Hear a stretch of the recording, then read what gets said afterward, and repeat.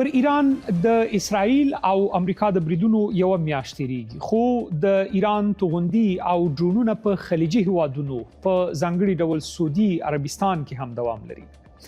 د جګړې په همدغه ګرم حالت کې یو مهم بحث راپورته شوی. د دفاعي تړون له مخې پاکستان باید د سعودي عربستان دفاع کړی وای چې نه یې کړی. آیا پاکستان چې له سعودي عربستان سره ګډ دفاعي تړون کړی خپل ژمنې پوره کړي او کنه؟ د پاکستان دریز ویره او محاسبه د سیمې د امنیت یو سخته معادله ګرځېدلې ده. د راپورونو مخې ایران په وروستیو اونیو کې د سعودي عربستان پر ښارونو بېساري ډرون او توغندیز بریدونه کړي. په یوه ورځ نږدې 100 ډرونونه د سعودي عربستان ګڼو اهدافو ته لیږدول شوي چې د جګړې له پیلېدو راهیسې تر ټولو لوی برید بلل شوی دی. په همدې حال کې د ایران د بهرنیو چارو وزیر سعودي عربستان ته ویلي چې امریکایي ځواکونه له خپلې خاورې وباسي.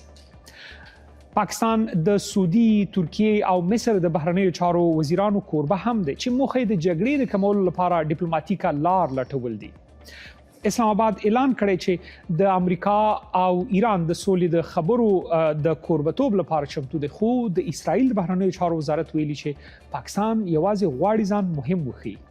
پاکستان او سعودي عربستان د 2015 کال په سپټمبر کې د ګډ دفاع ستراتیژیک تړون لاسلیک کړی چې په هغه تړون کې راغلی و پر یو هیواد برید پر دواړو هیوادونو برید ګڼل کیږي.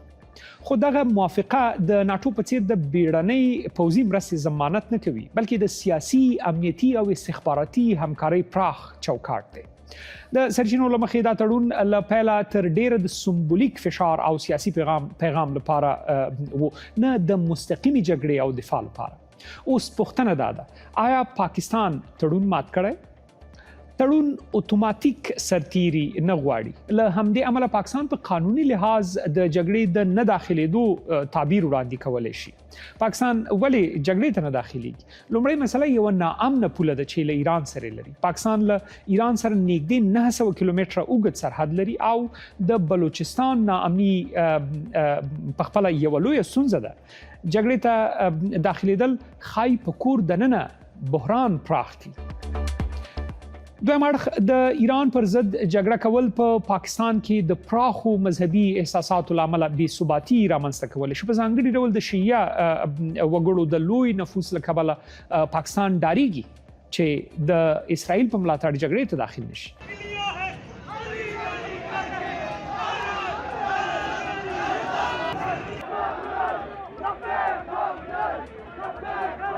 بل پلو اقتصادي بحران پاکستان په هغه حالت کې راګیر کړی چې د هر ډول پوځي ښکیلتیا وړتیا نه لري او اسلام آباد ویریږي چې د سعودي او ایران جګړه به اقتصاد نور هم ټوټه کړي. له افغان طالبانو سره ایجاد شوی کړکېچ چې یو بل دلیل کېدای شي چې سعودي عربستان ته وښيي چې ګواکې پاکستان په خپله په جګړه کې بوخت دی. همداراز پاکستان د امریکا، سعودي او چین ګټې له یوې خوا او د ایران د سخت غبرګون له ویرې په داسې حالت کې دی چې هر ګام یې لوی قیمت لري. د همدې لپاره یې محدوده همغږي خو له جګړې لرې پاتې کېدل خپله تګلاره ګرځولې ده. اوس نو پوښتنه دا ده چې په داسې حالت کې پاکستان ولې د سولې منځګړیتوب کوي چې اسرائیل یې نه مني؟ پاکستان هڅه کوي له جګړې ځان وژغوري او پر ځای د منځګړیتوب رول غوره کړي. د امریکا او ایران دواړو لخوا د خبرو لپاره پر پاکستان باور څرګند شوی چې اسلام آباد ته سیمه‌ایز وزن ورکوي، خو د اسرائیل د خندا غبرګون یې ښایي هڅې کمرنګې کړي. د منځګړیتوب لپاره یو دلیل دا دی چې د سعودي عربستان فشار کم کړي او د خپلې کړې ژمنې د پوره کولو لپاره یو نرم بدیل وړاندې کړي، یعنی جګړې ته نه ځو خو په سوله کې مرسته کوو. که یې رالنډه کړو، د ایران، منځني ختیځ او خلیجي هیوادونو په جګړه کې پاکستان پر ډېرې نازکې پولې ولاړ دی.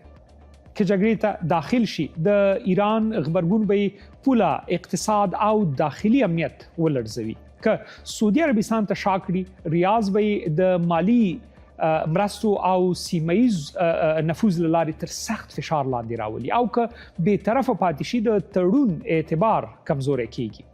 له همدې امله پاکستان د منځګړیتوب لاره غوره کړې. له نښتو لرې ولاړ دی. ښکېل نه خو نارسمي متحد او د جګړې د لمبو تر څنډې تیریدونکی هیواد چې برخلیک به یې د ایران له جګړې وروسته بشپړ معلوم شي.